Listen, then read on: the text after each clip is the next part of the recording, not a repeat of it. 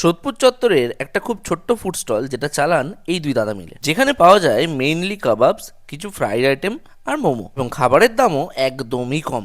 এই শীতের সন্ধ্যায় দাঁড়িয়ে কাবাব যে গ্রিল হয় সেটা দেখতে এবং তার গন্ধটা উপভোগ করতে দুটোই দারুণ লাগে। কাবাবগুলোর দাম ছিল 60 টাকা করে প্লেট। প্রথমে যে কাবাবটা খেলাম এটার টেস্ট একদম চটপাটা, ওই একটু ঝাল মিষ্টি মেশানো আর কি।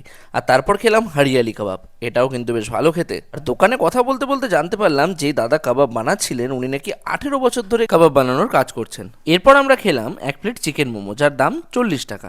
মোমোগুলোর সাইজ তো বেশ ভালো ছিল, স্টাফিং এ চিকেনও বেশ ভালোই, কিন্তু খেতে ওই মোটামুটি মানে বেসিক আর কি। আর তারপর শেষ করলাম ওনাদের ক্রিস্পি চিকেন খেয়ে। এইটা বেশ ভালো খেতে ছিল, আউটার কোটিংটা কুড়মুড়ে ক্রাঞ্চি আর ভেতরে সলিড চিকেন, মেও আর কেচাপে ডিপ করে মজাদার। ওভারঅল সন্ধ্যেবেলা টুকটাক খাওয়া দাওয়ার জন্য দোকানটা কিন্তু বেশ ভালো। আমাদের টাইমিং আছে বিকেল 5টা থেকে রাত্রে 11টা পর্যন্ত। এটা ঠিক সোদপুর ব্রিজের নিচে, ওখান থেকে মধ্যমগ্রাম যাওয়ার অটোগুলো ছাড়ে, আর এই পুলিশ ফাঁড়ির পাশেই হচ্ছে দোকান।